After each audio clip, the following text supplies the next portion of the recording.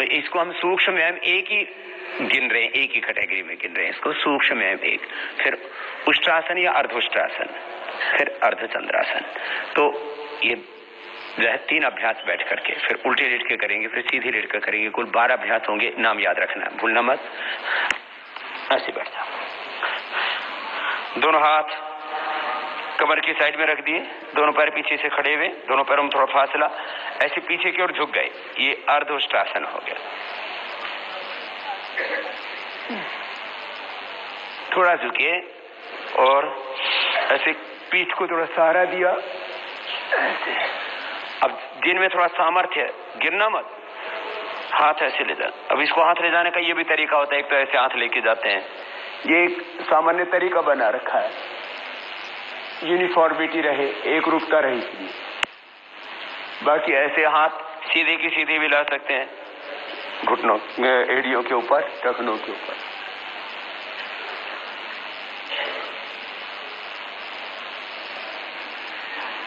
ये थायराइड के लिए भी अच्छा है, कमर के लिए खास करके जब स्लिप डिस्क हो जाता है, बहुत लाभ करता है ये अभ्यास। दूसरा अभ्यास दाएं हाथ छाती के ऊपर, बाएं उसके ऊपर, थोड़ा ऐसे ऐसे झुके पीछे।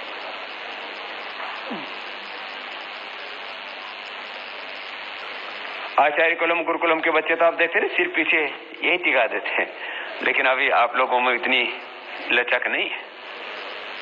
बढ़ जाइए, 3 अभ्यास हो गए, सूक्ष्म व्यायाम, उष्ट्रासन, अर्धचंद्रासन।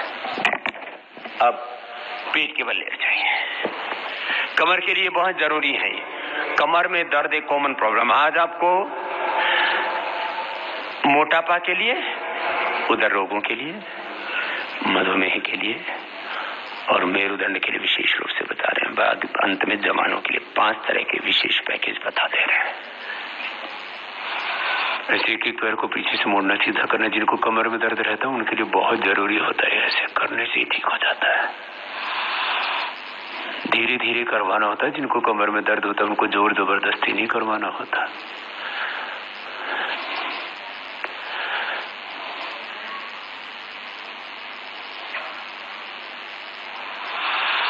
तीन बैठ करके मकरासन, भुजंगासन, सर्वासन, धनुरासन। 4 उल्टे लेट के 7 और सीधे लेट के 5, 12 अभ्यास होंगे कमर के लिए।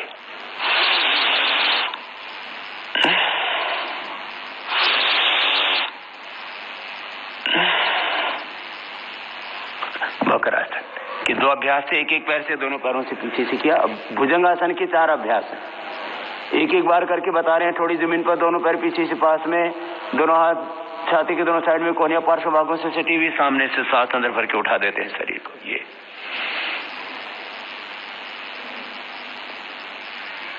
कोहनिया थोड़ी झुकी हुई रहती है, पूरी कोहनिया ऐसी सीधी नहीं करते हैं, कोहनिया ऐसे देखो इतनी बैंड रहेंगी इसमें,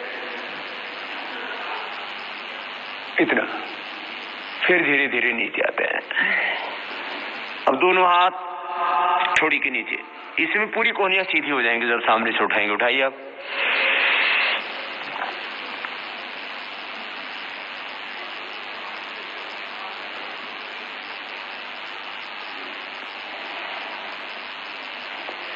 इस स्थिति में आके श्वास सामान्य रूप से ले सकते हैं।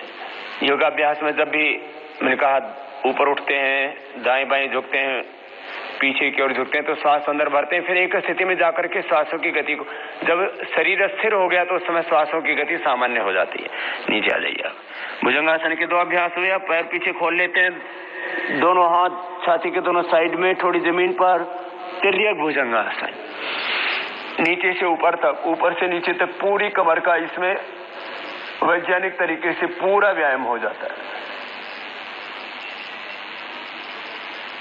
फिर नीचे आ गए।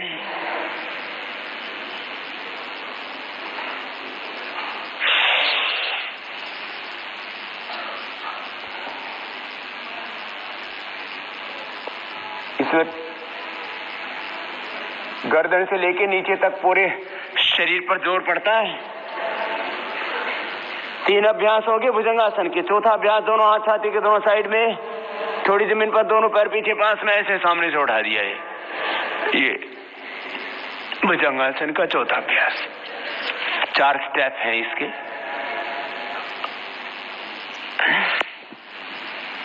अब दोनों हाथ जंघाओं के नीचे। शलभासन के भी 4 अभ्यास होंगे। दाहिने पैर को ऊपर उठाया, थोड़ी जमीन पर, पैर को उठा करके थोड़ी देर रोक करके रखते हैं।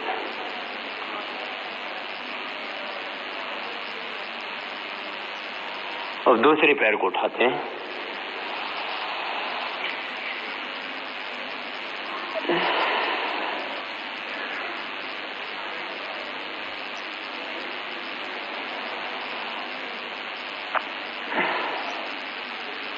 दाहिना हाथ सामने, बाएं हाथ पीछे कमर के ऊपर,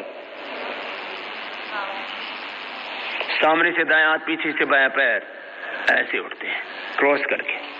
ये सर्वासन का अगला अभ्यास हुआ। प्रारंभ में जिनको कमर में दर्द हो थोड़ा थोड़ा ही कर पाएंगे, उनके लिए आधा मिनट का नियम नहीं है। वो 5 सेकंड 10 सेकंड जितना कर पाए उतना ही करवाएं।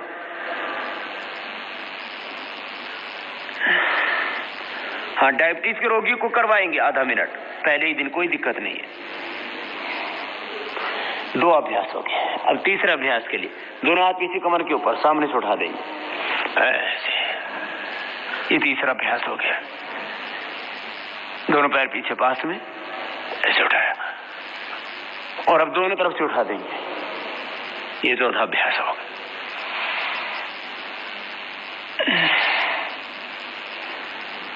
कमर में दर्द होने पर पहले दिन बहुत थोड़ा थोड़ा कराएंगे, जितना कर पाए, क्योंकि ज्यादा कराने से तो और दर्द बढ़ जाएगा। दोनों पैर पीछे से मोड़ लेंगे और दोनों तरफ से उठाएंगे आप। ये धनुरासन। आसनों के नाम, उसकी विधि, उसका टाइमिंग बहुत जरूरी है। प्राणायाम 5 मिनट से लेकर आधा 1 घंटे तक भी कराते हैं और आसन 1 मिनट से लेकर के 5 मिनट तक। ये सामान्य रूप से समय है, टाइमिंग है योग की विधियों का।